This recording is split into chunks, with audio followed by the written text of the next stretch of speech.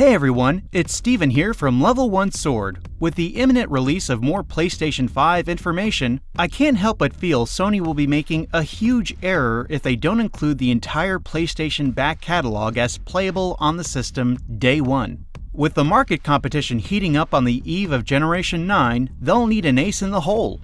If you like this video, please leave a comment, like, share the video, and subscribe to the channel. And with all that nonsense out of the way, I've been a champion for backwards compatibility ever since I even knew it was a thing back when the Game Boy Color launched in 1998. I was blown away by the fact that all my old games would work on the new Game Boy, and they would be in color. Now granted, the Game Boy Color was more of a half step up, much like the DSi or new 3DS, and the colorization was really just a color palette being applied to the background layer while a separate palette was applied to the sprite layer, but it still blew my 13-year-old mind. The trend didn't stop there either. The PlayStation 2 launched with a PS1 on a chip that served as the PlayStation 2 sound chip for PS2 games and ran PS1 games when an original PlayStation disc was inserted.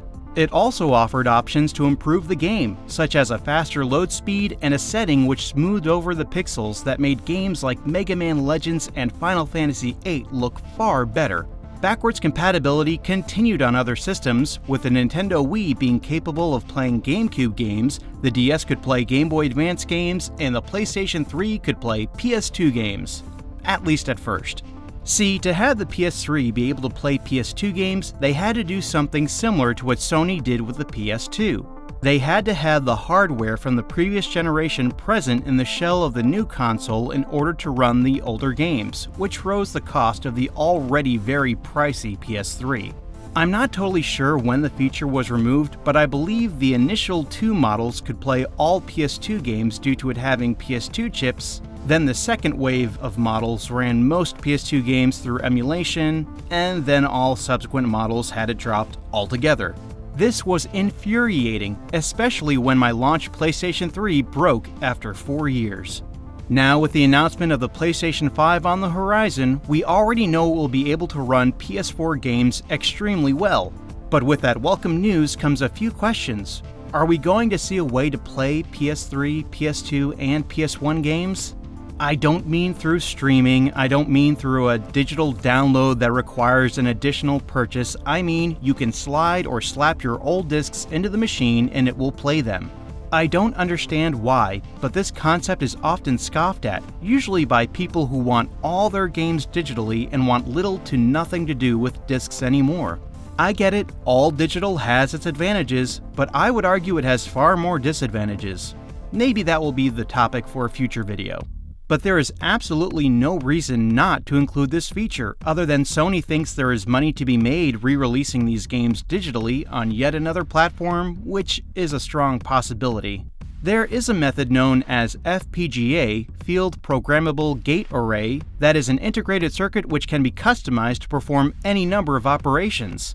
Meaning you can have a single chip in there that will run like a PS3 when a PS3 disc is inserted, a PS2 when a PS2 game is in the disk drive, and so on. I'm confident that Sony could do this if they wanted to. Which leads me to the unfortunate conclusion about this whole issue of PlayStation backwards compatibility.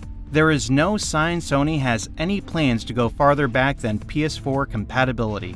The PS4 was 100% capable of playing digital versions of PS1 games. They have stellar emulators running on the PS3, Vita, and even PSP, yet we never saw anything like this on the PlayStation Store. Also, Sony is on top right now.